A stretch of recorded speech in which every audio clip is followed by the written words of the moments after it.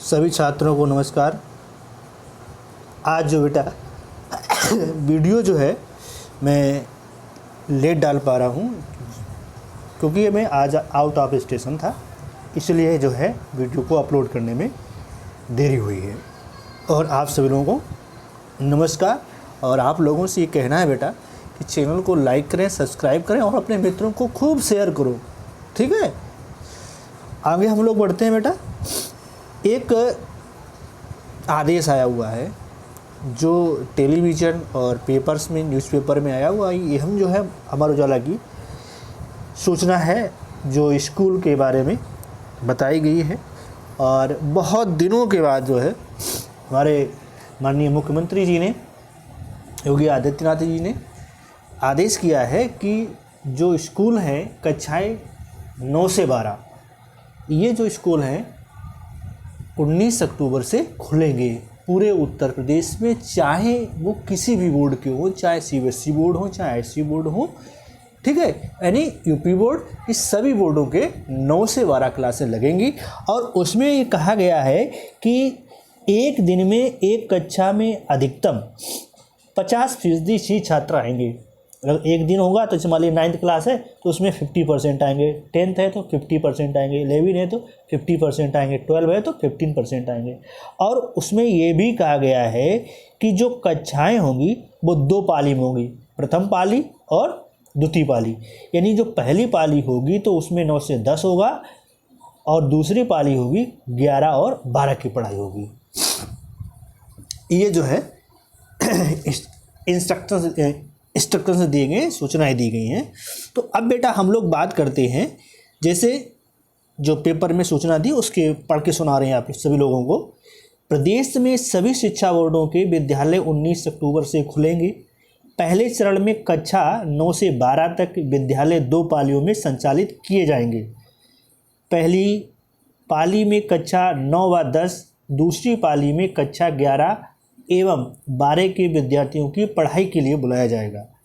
प्रत्येक कक्षा में एक दिन में अधिकतम 50% विद्यार्थियों को ही बुलाया जाएगा।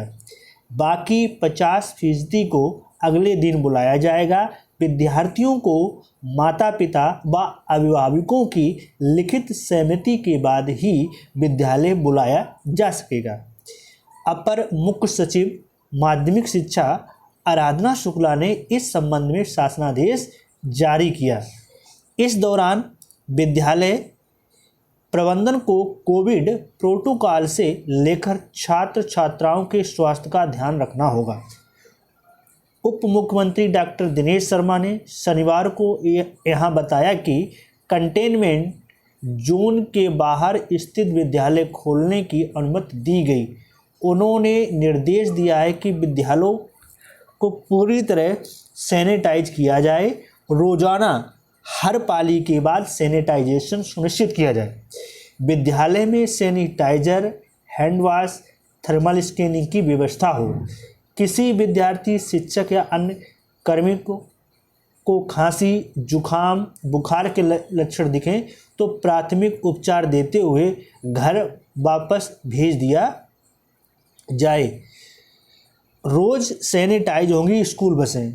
अगर विद्यार्थी स्कूल बसों अथवा विद्यालय से संबद्ध सार्वजनिक वाहन से आते हैं तो वाहनों को प्रतिदिन सैनिटाइज करना होगा। सोशल डिस्टेंसिंग का पालन करना होगा। सभी शिक्षकों, विद्यार्थियों, अन्य कर्मियों को मास्क पहनना अनिवार्य होगा।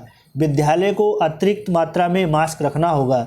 विद्यार्थियों को 6 फीट की दूरी पर बैठने की व्यवस्था सुनिश्चित की जाए। ऑनलाइन की पढ़ाई की व्यवस्था यथावत जारी रहेगी। जिन विद्यार्थियों के पास ऑनलाइन सुविधा उपलब्ध नहीं है उन्हें प्राथमिकता के आधार पर बुलाया जाए। उपस्थिति के लिए लचीला रुख अपनाया जाए। विद्यालय आने के लिए बाध्य न किया जाए। तो इसमें साफ साफ ये कहा गया है, जैसे जिन बच्चों के पास मोबाइल सुविधा नहीं है तो उन बच्चों को प्राथमिकता के साथ बुलाया जाएगा। जिनके पास ऑनलाइन पढ़ने की व्यवस्था है तो वो ना आए तो कोई बात नहीं, लेकिन जिनके पास मोबाइल की सुविधा वगैरह नहीं है तो वो उनको प्राथमिकता दी जाएगी। ठीक है, ये सरकार ने कहा है। इसके बाद सरकार ने ये भी कहा है कि जो ऑनलाइन की व्यवस्थाएं जैसे चल रही थी वो पहले ही की तरह चलती रहेंगी और 50% छात्र आएंगे हर क्लास के में 50%, और जो 9-10 है वो पहली पाली और 11-12 है दूसरी पाली में कक्षाएं लगेंगी। और बहुत दिनों बाद ये आपको एक खुशखबरी मिली है कि स्कूल ओपन हो गए। हाँ, एक बात और ध्यान रखना है, सभी लोगों को अपनी अभिभावक माता पिता की सहमति पत्र आपको विद्यालय में जमा करना पड़ेगा।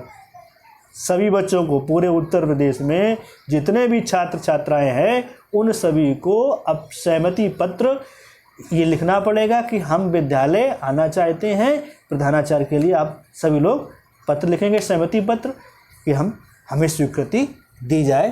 तो आप अपने अभिभावक से क्या करेंगे बेटा, सहमति पत्र लाएंगे, वो विद्यालय में जमा करेंगे, तब आपके लिए आदेश होगा।